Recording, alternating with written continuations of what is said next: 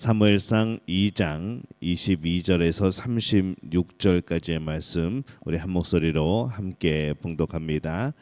엘리가 매우 늙었더니 그의 아들들이 온 이스라엘에게 행한 모든 일과 회막문에서 수종 드는 여인들과 동침하였음을 듣고 그들에게 이르되 너희가 어찌하여 이런 일을 하느냐. 너희가 너희의 악행을 이 모든 백성에게서 듣노라. 내 아들들아 그리하지 말라. 내게 들리는 소문이 좋지 아니하니라. 너희가 여호와의 백성으로 범죄하게 하는도다.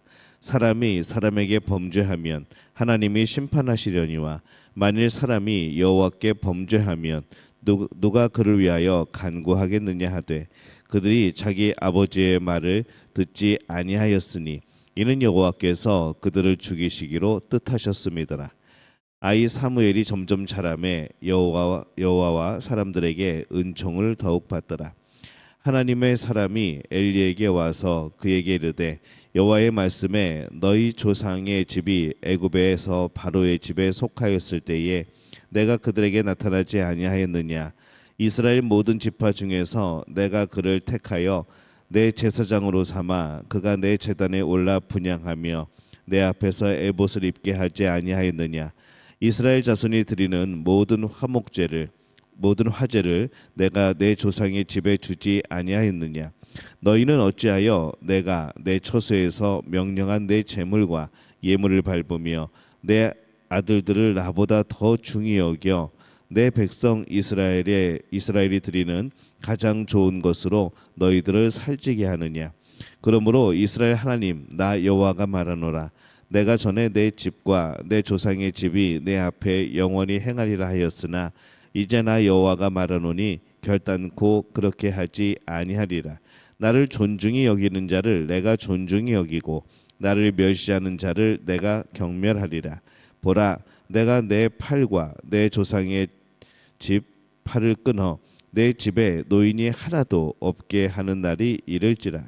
이스라엘에게 모든 복을 내리는 중에 너는 내 처소의 환난을 볼 것이요 내 집에 영원토록 노인이 없을 것이며 내 제단에서 내가 끊어버리지 아니할 내 사람이 내 눈을 쇠진하게 하고 내 마음을 슬프게 할 것이요 내 집에서 출산되는 모든 자가 젊어서 죽으리라. 내 두 아들 홈니와 비느하스가 한날에 죽으리니 그 둘이 당할 그 일이 내게 표징이 되리라. 내가 나를 위하여 충실한 제사장을 일으키리니 그 사람은 내 마음 내 뜻대로 행할 것이라. 내가 그를 위하여 견고한 집을 세우리니 그가 나의 기름 부음을 받은 자 앞에서 영구히 행하리라. 그리고 내 집에 남은 사람이 각기 와서 은 한 조각과 떡 한 덩이를 위하여 그에게 엎드려 이르되 청하노니 내게 제사장의 직분 하나를 맡겨 내게 떡 조각을 먹게 하소서 하리라 하셨다 하니라. 아멘. 할렐루야. 하나님의 은혜가 오늘 새벽에 하루의 첫 시간을 주 앞에 드리는 우리 믿음의 가족들에게 함께 하시기를 예수님의 이름으로 축원합니다. 오늘 말씀은 엘리의 아들 그리고 엘리가 하나님을 생각하지 않은 것에 대한 그런 좀 안타까운 그런 내용을 담고 있습니다. 이 엘리의 아들의 죄에 대해서 계속해서 말씀을 하고 있습니다. 22절에 보면은 엘리가 매우 늙었더니 그의 아들들이 온 이스라엘에게 행한 모든 일과 회막문에서 수종드는 여인들과 동침하였음을 듣고 회막문에서 수종드는 여인들과 동침하였음을 듣고 이 성적인 죄까지 이제 범하게 된 것이죠.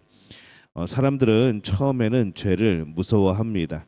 그러나 조금씩 뒤로 움직여 갈 때에 조금씩 죄로 또 향해 가게 될 때에 그것이 점점 무뎌지게 되어지죠.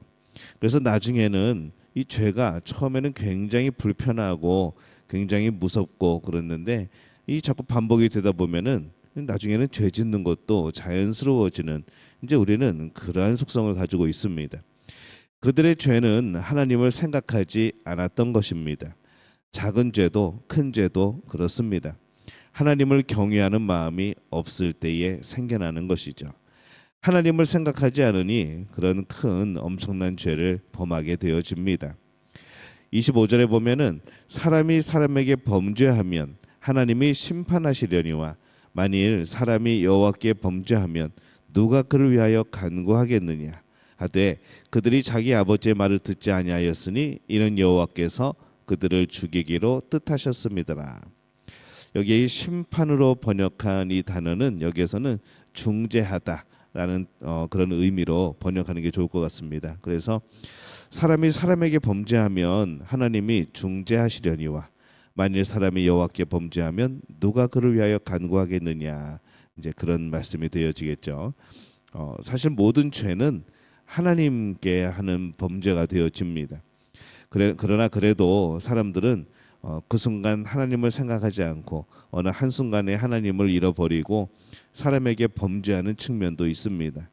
그런데 이 엘리의 아들처럼 하나님의 이름으로 제사하면서 범죄하면 여호와께 범죄하는 것이 되어지는 것이죠. 그래서 하나님의 이름을 말하면서 합리화하는 이 죄도 이 큰 죄가 되어지는 겁니다. 그들이 자기 아버지의 말을 듣지 아니하였다라고 기록을 합니다. 이미 많이 벗어났기 때문일 겁니다. 돌이킬 수 없는 자리로 그들이 들어섰고 그 죄가 익숙해졌던 것이죠. 그들의 마음이 불신앙을 넘어서 완전히 양심에 화인 맞은 그런 사람처럼 되었던 겁니다. 누가 보아도 잘못인데 불구하고 그들이 돌아서지 않습니다. 그래서 여호와께서 그들을 죽이시기로 뜻하셨음이더라라고 성경이 기록을 하죠. 이 하나님의 주권에 대한 그런 표현입니다. 그들은 이제 멸망에 이르게 될 겁니다. 이 엘리의 아들은 하나님의 나라를 어둡게 합니다. 근데 그 어두운 시절에 또 하나의 빛이 있었죠.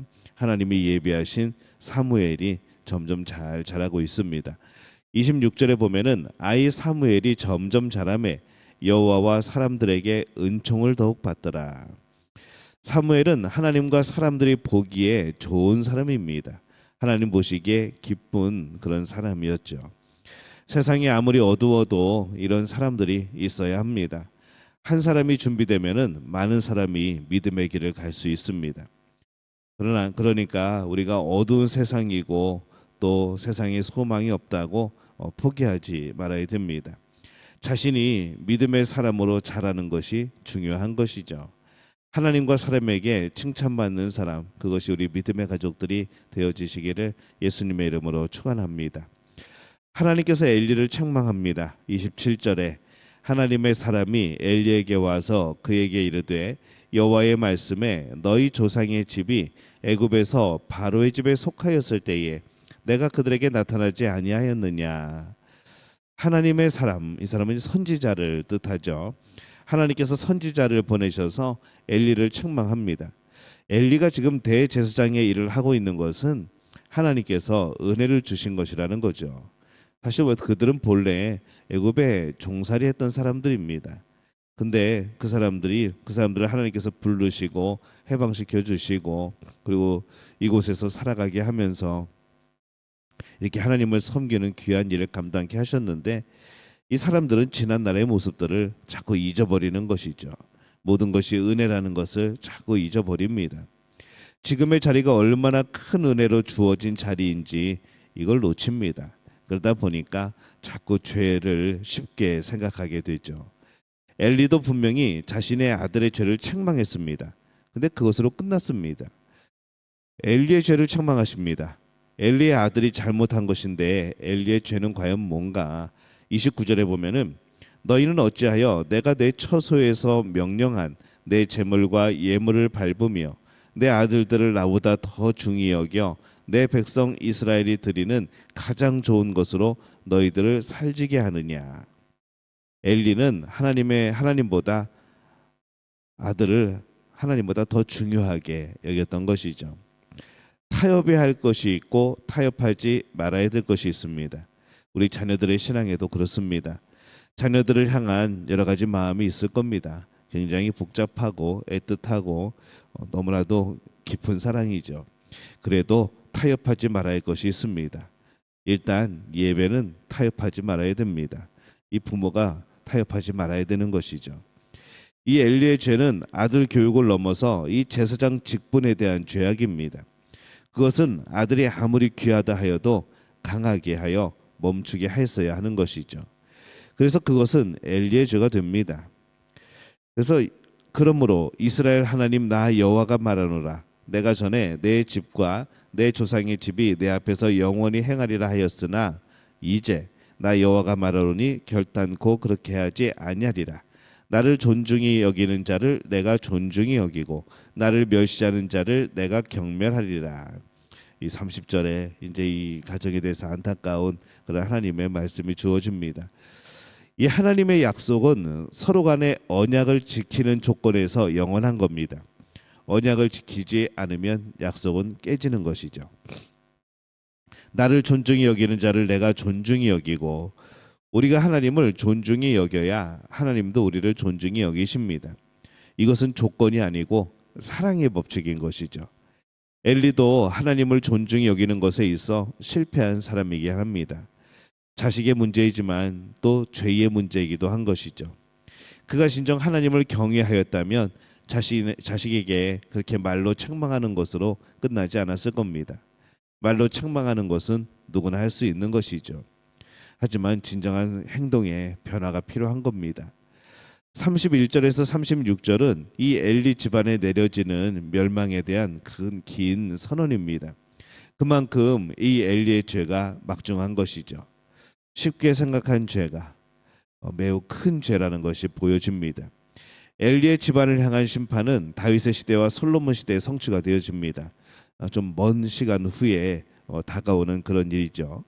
엘리가 생전에 보지 못하는 자녀에 대한 심판이었지만, 그 가문에 대한 심판이었지만은 이 두 아들이 한꺼번에 죽음으로써 그것이 하나님의 심판을 볼 수 있게 우리는 성경 말씀 속에서 그들의 모습을 보게 됩니다. 사람들은 여전히 모릅니다. 지금 심판으로 어떠한 일이 일어나는지, 미래에 또한 어떠한 심판이 있는지 우리는 잘 생각하지 않죠. 그래서 엄청난 죄를 범하고 있습니다. 죄의 눈이 멀어서 오늘 당장에 머물러 있는 우리의 모습들이 있는 것이죠. 오늘 우리를 향한 하나님의 마음, 하나님의 뜻을 생각하는 사람이 되어야 될 줄로 믿습니다. 우리는 그냥 살고 있는 게 아닙니다. 하나님의 창조의 은혜로 매일매일을 살아가는 겁니다. 하나님의 구원의 역사 속에 오늘 우리는 살아가는 것이죠.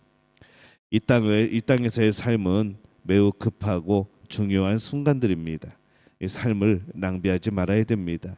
하나님의 마음과 뜻을 모르고 살면 삶을 낭비하게 되는 것이죠. 하나님을 생각하지 않으면 사탄이 기뻐하는 삶을 살게 됩니다. 하나님을 생각함으로 우리 모두가 하나님의 마음과 뜻을 알고 따라가는 그런 복된 순종의 삶을 살아가게 되어지시기를 예수님의 이름으로 축원합니다.